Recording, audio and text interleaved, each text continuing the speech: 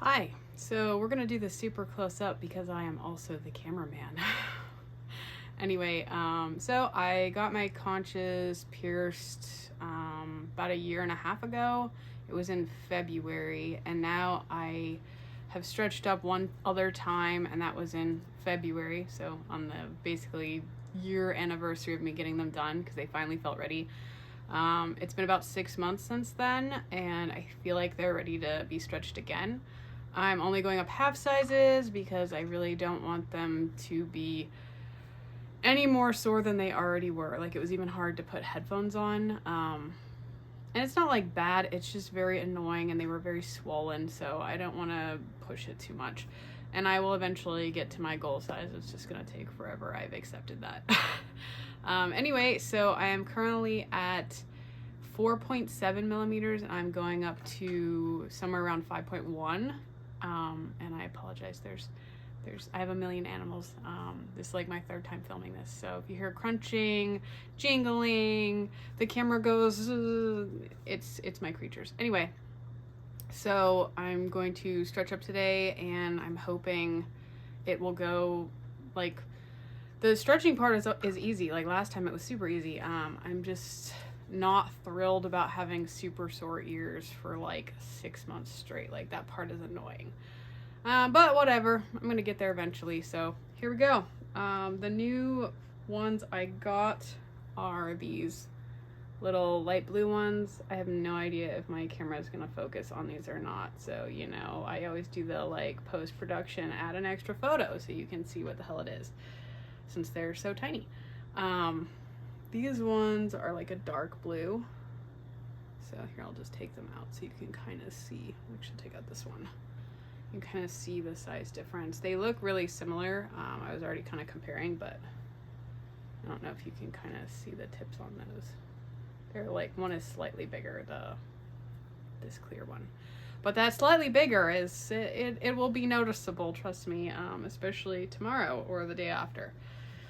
So I'm just gonna stretch with jojoba oil. It's what I have right now. I don't have any, I usually use like stretching balm. I prefer that for stretching cartilage. It's what I did when I stretched my dots, but this is what I got, so we're gonna go with it, and I'm not too concerned because it's not like a huge jump or anything.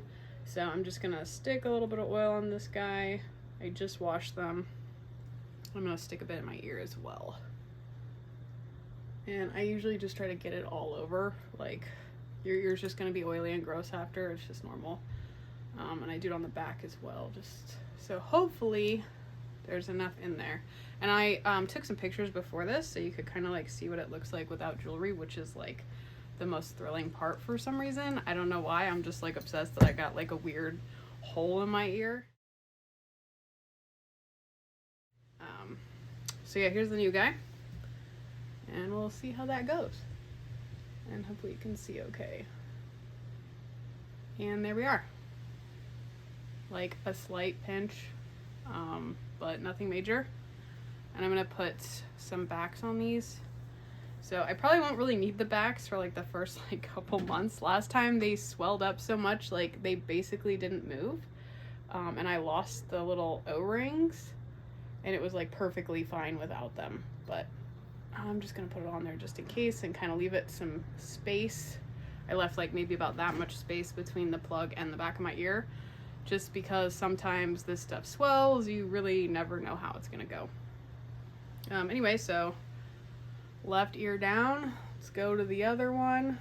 So this one's a little harder to see because of my doth piercing. You can see I got this big ass one here. And yeah, sorry, I get like crusty back here. I have psoriasis, so it's lovely. I'm like this flaky lizard that's just like shedding its skin perpetually. I'm gonna oil this one up too.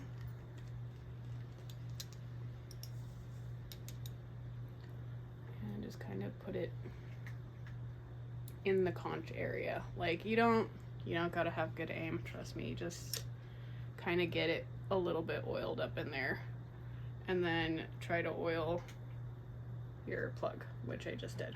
So it's pretty wet, so hopefully it will go in just as easy as the last one. I did notice this ear tends to take it less well than the other one. Maybe it's the doth piercing, I'm not sure.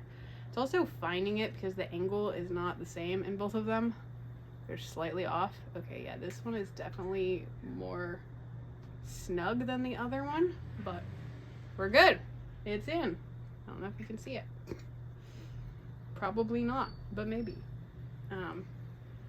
Yeah, look at that. That was so easy. It still kind of blows my mind like how easy the stretching part is. Like I said, it's just the after. Like it's gonna be sore and annoying and probably get a little swollen. I definitely noticed my ears were sticking out a little bit more than they usually do for a bit. But yeah, that's it. That's all there is to it. You too can stretch your cartilage piercings that everyone says you can't and that is impossible. I don't know why. There's lots of people on the internet saying like, oh, you can't do that, or oh, you shouldn't do that. It's like stretching any other piercing. You can totally stretch cartilage. It's a little more uncomfortable, and I will say the after part is more uncomfortable usually than the stretching part, unless you're being crazy and going up like a full millimeter, which don't do that. You don't want to blow out in cartilage, just trust me.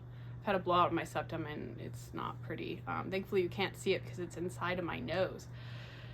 I don't want this to get a blowout because I plan on wearing some really cool, like maybe tunnels or something in them.